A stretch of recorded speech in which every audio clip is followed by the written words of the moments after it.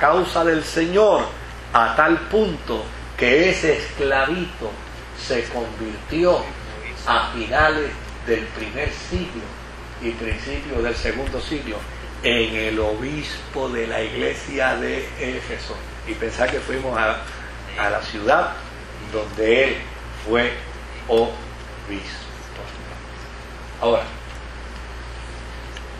la carta a Filemón fue una carta que en el periodo de los problemas intestinos de la iglesia, de la cristiandad, por los últimos siglos, XVIII, XIX, hasta el siglo XX, donde se mantenía ese concepto de la esclavitud bajo de la sombrilla cristiana, la carta a Filemón se convirtió en una carta que muchos cristianos esclavos no la aceptaban.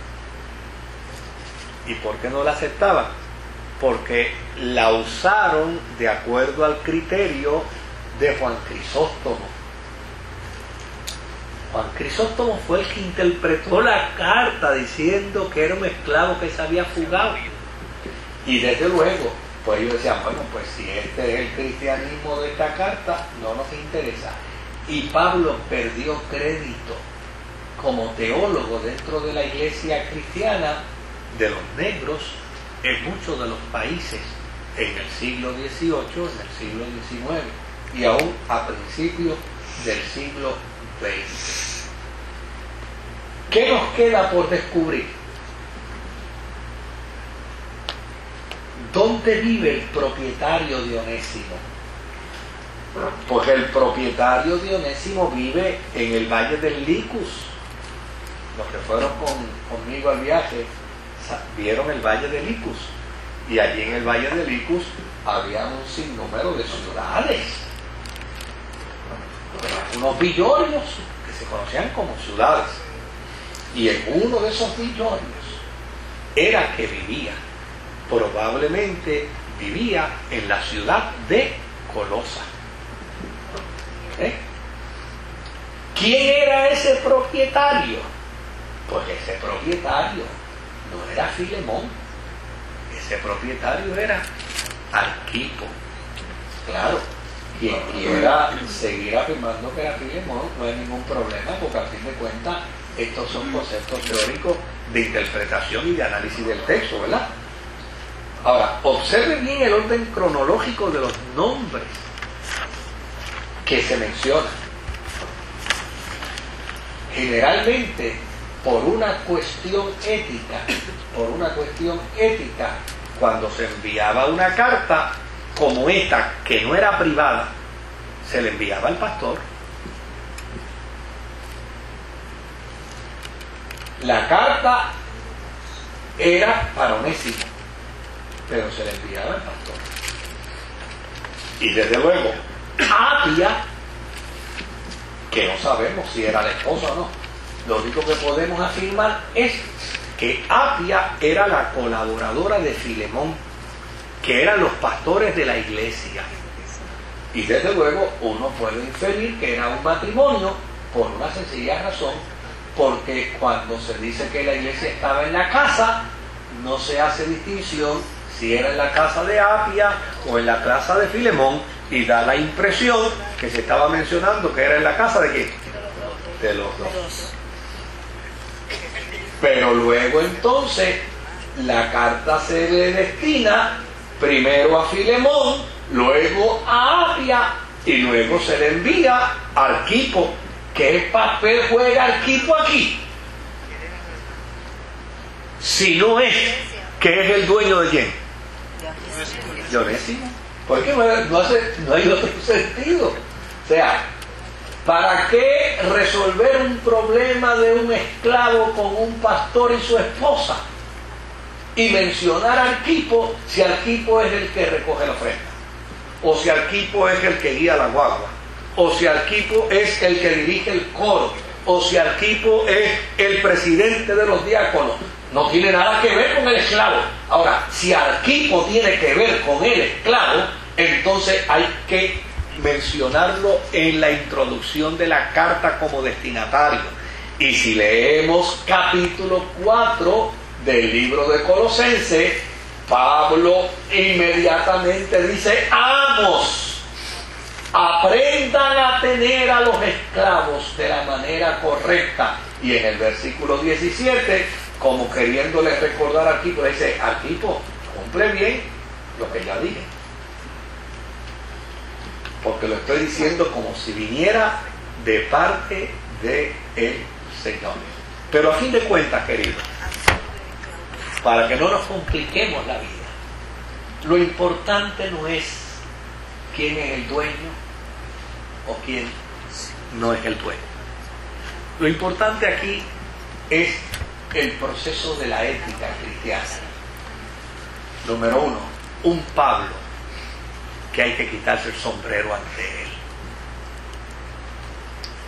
A él se lo prestaron y él pudo haber entendido que el préstamo era indefinido, y los préstamos indefinidos no tienen fecha de expiración. Pero él entendió: no, a mí me lo prestaron, yo debo devolverlo.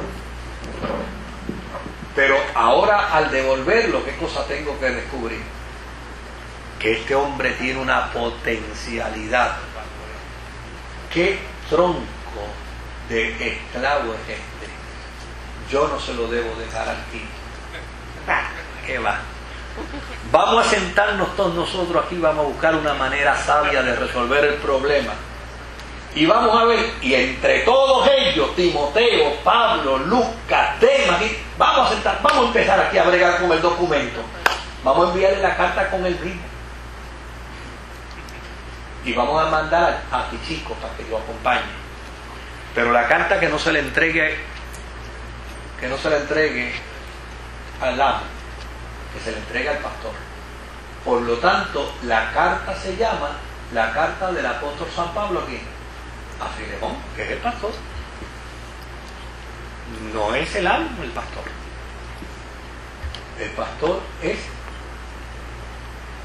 Filemón. Arquipo es el dueño de Onésimo.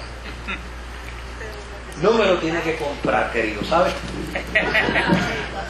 No me lo tiene que comprar, Pero créame, que a mí me hace un sentido extraordinario el planteamiento de John Knox. Y yo le iba a pasar por encima. Yo dije: no, pero yo creo que esto, la gente del estudio de los martes se merece escuchar. ¿Alguna pregunta? Gracias, pastor. Ajá. Con relación a por ejemplo, Plinio, que por razones humanitarias perdonaba a sus esclavos, ¿verdad? Sí. Pero en Pablo vemos que es por amor a Cristo y por la dignidad humana, cuando usted dijo que, o sea, que no amo y esclavo éramos iguales porque todos somos hermanos, hijos de un mismo padre. Mi pregunta es con relación en ciertos romanos trataban a los esclavos como si fueran toda la gentilidad, toda la gentilidad trataba a los esclavos como esclavos. Los únicos que no podían tratar a los esclavos como esclavos eran los judíos, por la advertencia que Dios les dio. Esa era mi duda. Y desde luego, como Pablo es apóstol de los gentiles, Pablo es el apóstol de los pueblos y de las naciones que tratan a los esclavos como los esclavos. Pero en Cristo no hay amo ni esclavo.